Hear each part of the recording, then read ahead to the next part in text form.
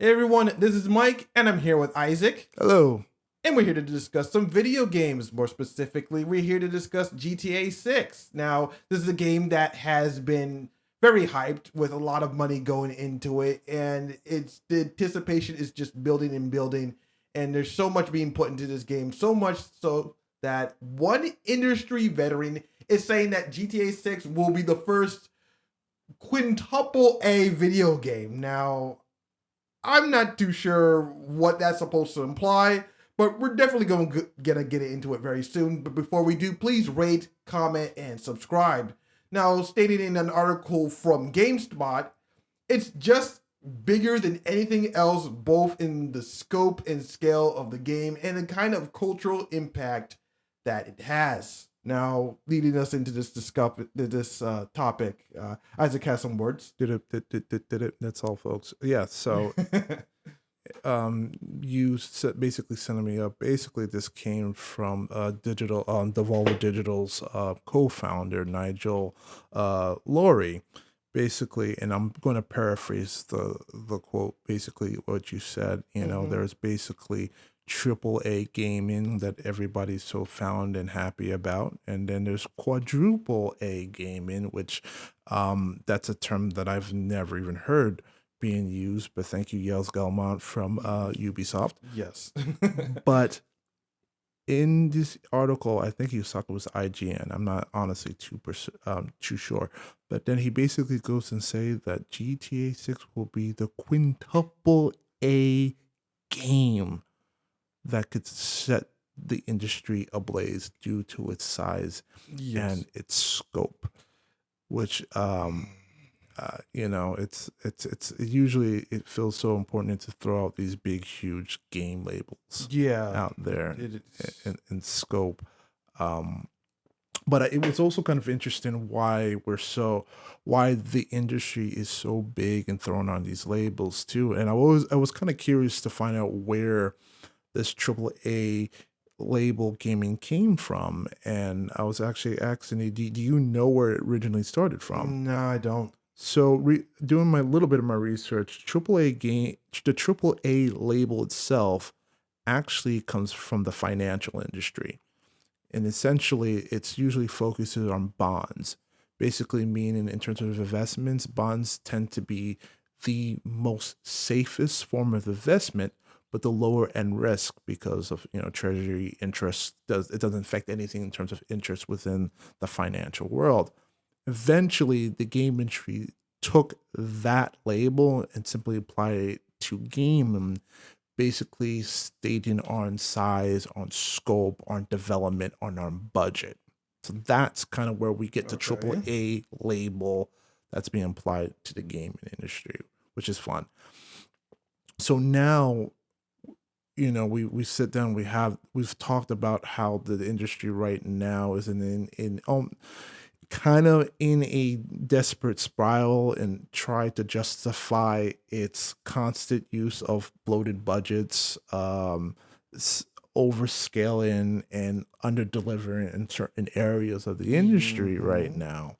And then and I'm not saying everybody in the AAA gaming are trying this, but at the end of the day, it does feel like it seems like they want to now try to push the next big label on this, and they feel like GTA 6 feels like that could be its almost next new savior. And I'm not saying that in terms of savior of the industry. We already know that like everybody's waiting tooth to nail for this game, of course. so much to the point where just like how Silksong where independent developers had to move their games because of Silksong magically coming out unexpectedly, the same way is going with GTA. Like a lot of the games out there don't want to be near this behemoth to the point where they want to put in this flashy new label. Now, I don't know. I think maybe when he said it, I want to believe that Laurie was probably saying the joke hazardly, just to be kind of comedic. But however, that's not to say that there's not a lot of other CEOs and executives in the gaming industry that feel this way at the moment. Yeah, they definitely want to take advantage of a label like that to like justify continuing to pump money into this like unstable industry.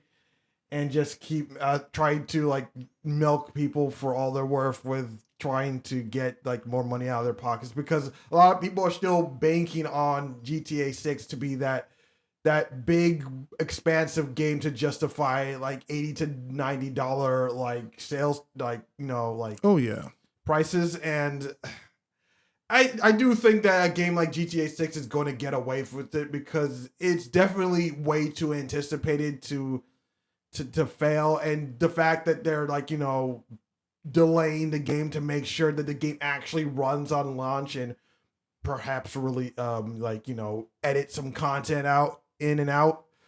Yeah, this game can't afford to fail. And if not for Rockstar, nor not for like Take-Two Interactive, and not for the industry as a whole. Yeah, I think in terms of Rockstar games, they've always kind of done a great job of delivering the quality of their games. Again, like you said, if it's a game, I don't think worthy of the quintuple AAA Yeah, moniker that don't think most so of the either. industry is trying to push on it, though. I think, but it is definitely going to be an incredible massive scope in terms of technology, in terms of storytelling, in terms of the depths of what you'll be able to do with this game. You probably compare that in terms of the ideas of CERM AI that's good development that's being put into it. Who knows what's going to be able to push the limits of this game.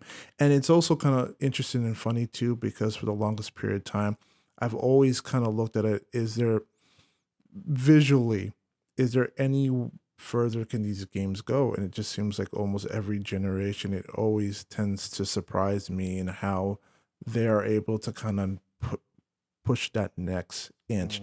Now, in terms of mechanics, I don't think there's not much you can do in terms of mechanics. I think we've already topped up of how much you can do with mechanics. So the only thing really left in the industry you can do is scope. It's just scope right now, and Yeah. how far you can push the scope of the game at the moment. I mean, me personally speaking, I do think that it's looks like it's going to be enjoyable, but there's still so much about GTA 6 that we don't know yet about how much they really plan to put into this game. Mhm. When it especially comes to it's a single player experience, I think it's probably going to be more or less the same as what was offered in GTA 5. Definitely, like, I know, like 10, like a 20, 30 hour like story that you go play, enjoy it. But the real thing that people are looking forward to when it comes to GTA 6 is GTA Online 2. Mhm. That's the big money maker that the industry is really banking on, especially considering how successful GTA Online for GTA 5 has been. The fact that that game is still printing money, they're still doing content for it, I think. Oh, I yeah. know, or at the very least, they're still releasing like shark No, cards they're and no, they still microtransactions. release DLCs. They've been releasing DLCs sporadically throughout Yeah. its 10-year availability. Because yeah, indeed, and Actually, I would say now 12 years now. By the time that GTA comes out, I believe it'll be almost 13 years yeah, since jeez. GTA 5 was announced back in 2013. Yeah, jeez. Yeah, it's been in a very long period of development though. But that being said, in terms of the game, man, I mean, I it is weird that this industry always puts labels, and now I guess me thinking about how the industry has evolved, it's just kind of the natural class of things that you always have to try to put a label to class everything out, you know. Classify and to make it look more special for investors. Correct. Yes. And it's no different than any other industry. Like you look at the movie industry, you know, there's a difference into idea when your mind thinks of a film versus blockbuster. Granted, they're both movies. Or when you look into the book industry, where you know there's just books and there's New York Times bestseller that separates the it's that a puts things marketing in ploy. it separates things into categories right now. And it increases your expectations of what to expect. Like if it's got this label on it, then it must have some sort of quality to it. Correct. And like, yeah, I just feel like, yeah, a game like GTA 6 can definitely get away with it.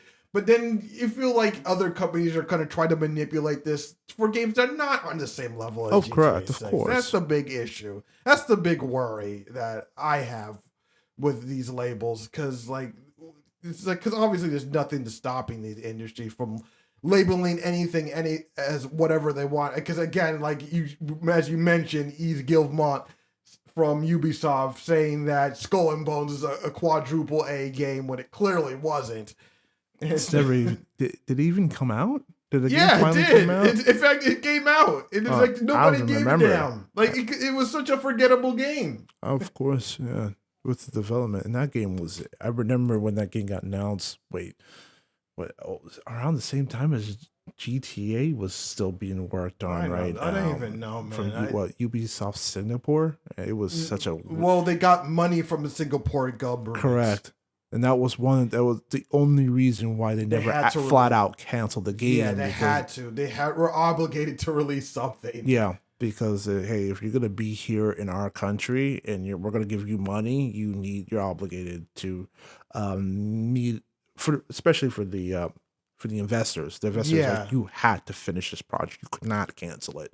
It had to come out. They had to get their money's worth on that. Yeah, very much so. And it's a shame because I mean it could have been good, but especially the fact that you took the the skull, the bones of Assassin's Creed Black Flag, which apparently was arguably the best Assassin's Creed game ever made, arguably by fans, and then you came out with that.